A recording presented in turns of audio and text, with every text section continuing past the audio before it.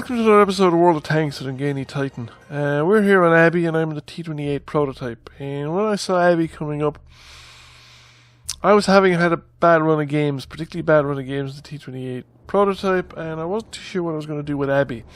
So I thought I'd just leave the map open and I would go out and fill a mug of coffee. I had coffee brewing in the kitchen and I said I'd go out, fill a mug of coffee, come back in, and by the time I'm in, settle down in front of the console again, and have a fair idea from the map as to what to do with my T28. I'm sure if you're looking at the map right now already, you can see that things aren't looking hot, shall we say. They aren't looking exactly what you'd want. The team is starting to lemming train very hard down the eastern side of the map. Now, they're not all going down the same corridor, and I would ask you to pause the video and actually go down in the comments and tell me who you think will win at this point in the game. Now, corridor lemming trains on Abbey are a very familiar sight actually. It's a very common occurrence. Abbey has a whole series of corridors, 4 of them if you count, although you could make a claim that it has more than 4 corridors, but it has definitely 4 major corridors. So lemming trains are a common enough sight on the Abbey map, though I've never seen one quite as severe as that. And competitive capping is a common feature on Abbey.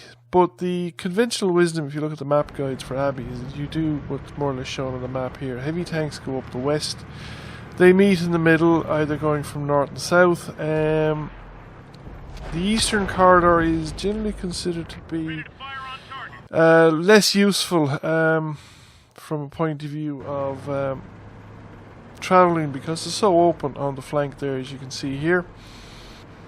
Though that's never necessarily stopped a successful push down the eastern side of the map. The centre of the map around the Abbey is generally considered kind of the hunting ground of light and medium tanks, particularly the Abbey.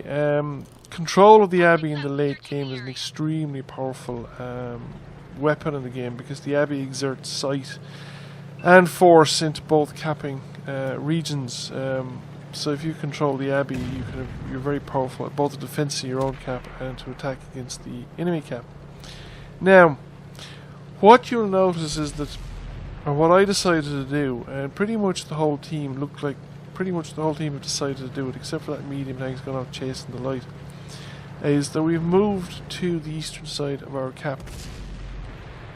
Our guys are halfway down the eastern side of the map and they have no sign of the enemy yet, which is one of the things that made this game very unusual.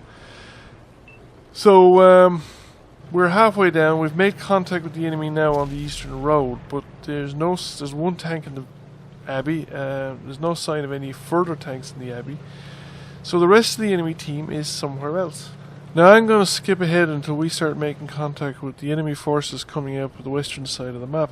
As we make contact with the enemy coming out of the west, I want to draw your attention to the minimap. We started out 3 versus 3 down there in the southeastern corner. Plus there was 2 defending artillery in the base. We have added 1 medium tank to that fight, and I think quite decisively. And there is a medium tank spotted there around where I'm circling near the lake, but I think he'd have been better off either in the base area at the western side or in the village. I think he's too far away to counter the medium tank that came down there by the east, by the Abbey.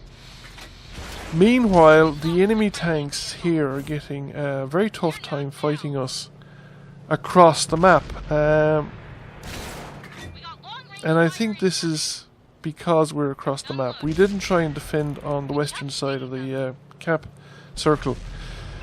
We do have 1 forward tank destroyer, but he's not terribly forward. He's only about halfway across, and as far as I recall, if you look later on, you'll find out that's a T95, which is very, very well armoured, and he's pretty safe in that position. All these enemies are in front of him, and there's nobody in the village or in the Abbey to get flanking shots on him. Now, I'm spent a lot of time firing rather ineffectually at that Foch, because he's just too far away really for accurate fire from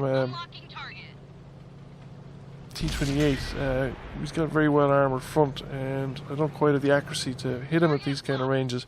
But then I don't have another target.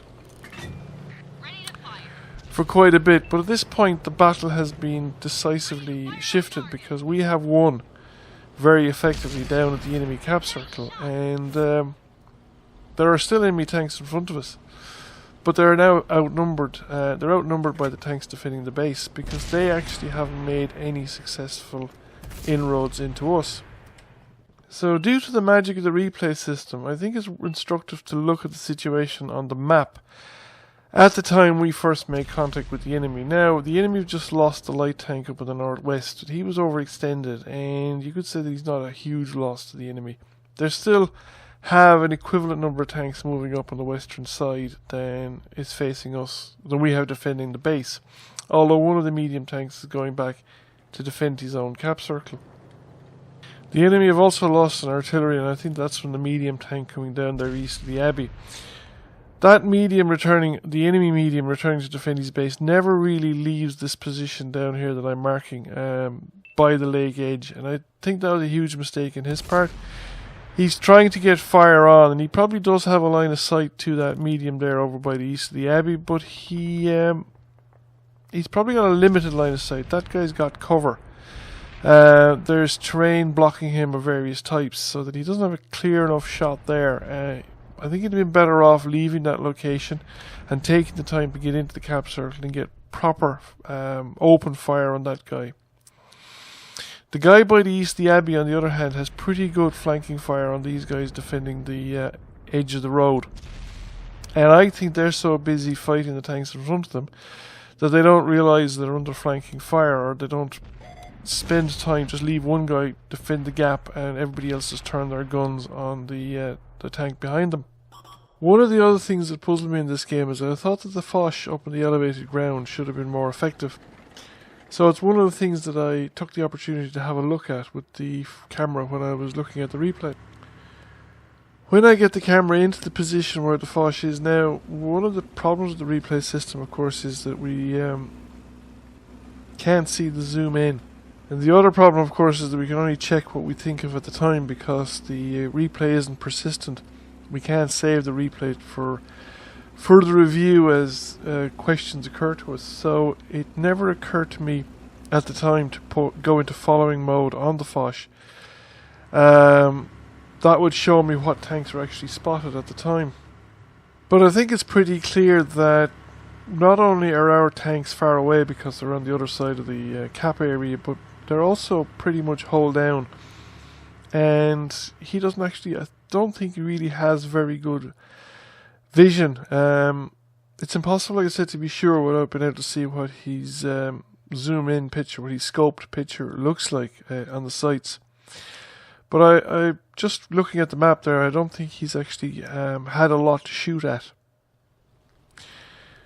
Now, if we go down to the where the enemy tanks are defending, we can see here the three of them are basically in open ground.